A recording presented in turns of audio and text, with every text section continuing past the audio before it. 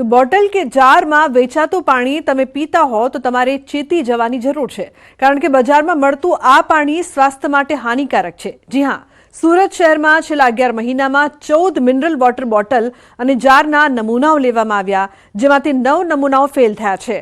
SMC દ્વારા લેવાયેલા નમૂનામાંથી 65% નમૂનાઓ અયોગ્ય ઠર્યા છે. 7 નમૂનામાં પીએચ મૂલ્ય 6.5 કરતાં ઓછું જણાયું હતું. મહત્વનું છે કે પીએચ મૂલ્ય 6.5 થી 8.5 ની વચ્ચે હોવું જરૂરી છે. અન્ય નમૂનામાં ક્લોરાઇડ અને હાર્ડનેસનું પ્રમાણ વધારે જોવા મળ્યું છે. નમૂના ફેલ થતાં એસએમસી દ્વારા કષ્ટભંજન એન્ટરપ્રાઇઝ, એચએન ટ્રેડર્સ સહિત અન્ય કંપનીઓ સામે કાર્યવાહી કરવામાં આવશે.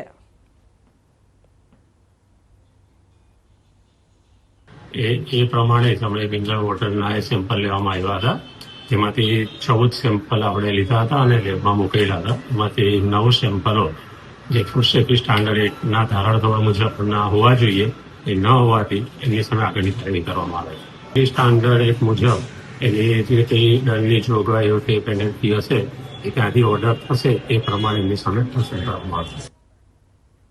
તો રાજ્યમાં પ્રથમ વખત ભાવનગર એરપોર્ટને અત્યાધુનિક ફાયર ફાઇટર ફાળવવામાં આવ્યું છે.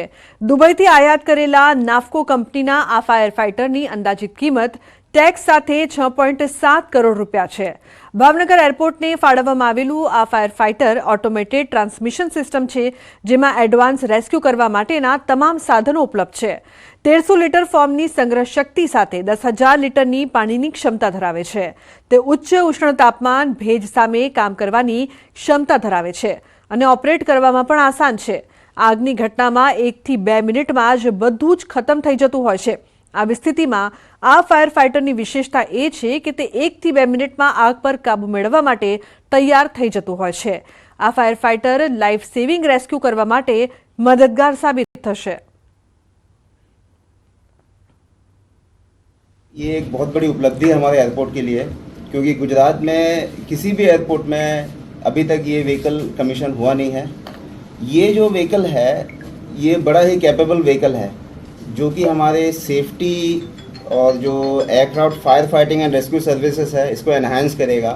जो अगर मान लीजिए एयरक्राफ्ट के एक्सीडेंट या कुछ मिसहैप के केस में जान बचाने में बहुत ही सहायक होगा. इस गाड़ी में मेन चीज़ ये बताना चाहता हूँ, इसका कैपेसिटी 6000 लीटर्स पानी का है एंड इसका फोम कंपाउंड भी रहता है. इसके अंदर वो 800 लीटर फोम कंपाउंड भी रहेगा. इसके साथ और एक एक्सटिंग्विशिंग मीडिया है, ड्राई केमिकल पाउडर, ये भी इसके अंदर वो सुविधा है. कभी ये गाड़ी हमको फायर फाइटिंग के लिए लेके जाने के टाइम पे इस गाड़ी का वजन है 40 टन, 40 टन कैपेसिटी व्हीकल है. ये कभी गाड़ी ये 0 to 80 किलोमीटर स्पीड सिर्फ 25 सेकंड्स के अंदर ये अचीव कर देगा. ये 25 सेकंड्स के अंदर आपको ये 80 किलोमीटर पे आ ही जाएगा गाड़ी, सो ताकि इसको फायर फाइटिंग करने में बहुत हमको आसान हो जाए. તો સુરત જિલ્લામાં વધુ એક અકસ્માતની ઘટના સામે આવી છે. સુરતના કિમ 4 રસ્તા નજીક પૂર ઝડપે દોડી રહેલ ડમ્પરે 3 વાહનોને અડફેટી લીધા. 2 પિકઅપ બોલેરો અને એક રિક્ષાને અડફેટી લીધા હતા. ઘટનાને પગલે આસપાસના વિસ્તારના લોકો દોડી આવ્યા હતા. અકસ્માત સર્જીને ચાલક ડમ્પર મૂકીને ભાગી ગયો. અકસ્માતની ઘટના થઈ છે સીસીટીવીમાં કેદ. તો સર્જાયેલ અકસ્માતમાં એક વ્યક્તિને ઈજાઓ થઈ હોવાનું જાણવા મળ્યું છે.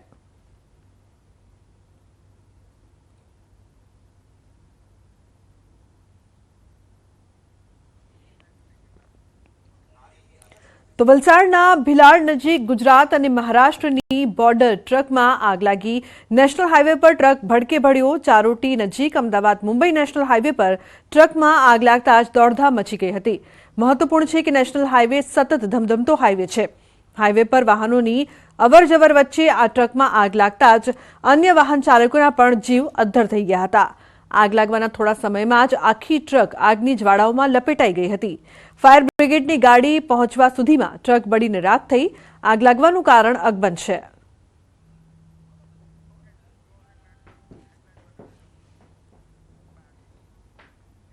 તો બુલેટિનમાં હાલ બસ આટલું જ. તમામ મહત્વપૂર્ણ સમાચાર માટે આપ જોતા રહો ન્યૂઝ 18 ગુજરાતી. નમસ્કાર.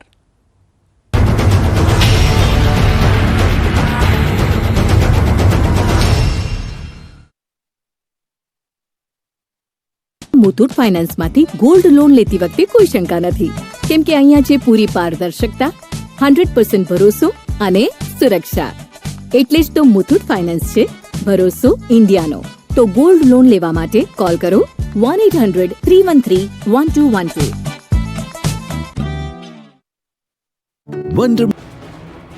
કડકડતી ઠંડીમાં ધરણા પર બેઠેલા આ છે ભાવિ શિક્ષકો. ધોરણ 1 થી 5 સુધી ચાલુ વિદ્યા સહાયક ભરતીમાં જગ્યા વધારવાની માંગ સાથે ઉમેદવારોએ ગાંધીનગર ગજવ્યું હતું. રાજ્યની શાળાઓમાં ધોરણ 1 થી 5માં ટેટ 1 પાસ શિક્ષક ભરતીમાં જગ્યા વધારવાની માંગ સાથે ગાંધીનગર સત્યાગ્રહ છાવણી ખાતે વિદ્યા સહાયક ઉમેદવારોએ ધરણા પ્રદર્શન યોજી મુખ્યમંત્રીને આવેદનપત્ર આપ્યું. ધોરણ 1 થી 5ની હાલ ચાલુ વિદ્યા સહાયક ભરતીમાં જગ્યા વધારવાની માંગ સાથે ઉમેદવારોએ સત્યાગ્રહ છાવણી ખાતે ધરણા પ્રદર્શન કર્યું. ઉમેદવારોએ મુખ્યમંત્રીને આવેદનપત્ર આપી માંગણી કરી. રાજ્ય સરકાર દ્વારા હાલ વિદ્યા સહાયક ભરતી પ્રક્રિયામાં ધોરણ 1 થી 5માં અંદાજે 5000 જેટલી ભરતી કરવાનો નિર્ણય લેવામાં આવ્યો છે. આ ભરતી પ્રક્રિયામાં 2011 થી અત્યાર સુધીમાં તમામ ટેટ 1 માન્ય ગણવામાં આવશે એવો નિર્ણય લેવામાં આવ્યો છે, જેથી ઉમેદવારોની સંખ્યા પણ વધી છે. આથી જગ્યાઓ વધુ આપવા માટે માંગ છે. હાલ ધોરણ 1 થી 5માં 16181 જગ્યાઓ ખાલી છે. વર્ષ 2011 થી 2023 સુધી ટેટ 1 પાસ સૌથી ઓછી ભરતી કરવામાં આવી છે. 2011 થી 2023 સુધીમાં ધોરણ 1 થી 5માં 7889 શિક્ષકની ભરતી કરેલી છે. તેની સામે અત્યાર સુધીમાં ટેટ 2 થી ધોરણ 6 થી 8 માટે 50912 જેટલી ભરતી કરેલી છે. ભરતી મહેકમ પ્રમાણે ખાલી જગ્યા 16881 પ્લસ 1799 નિવૃત્ત એમ કુલ 17980માં 50% જેટલી કરી ન્યાય આપવા માંગ કરી છે.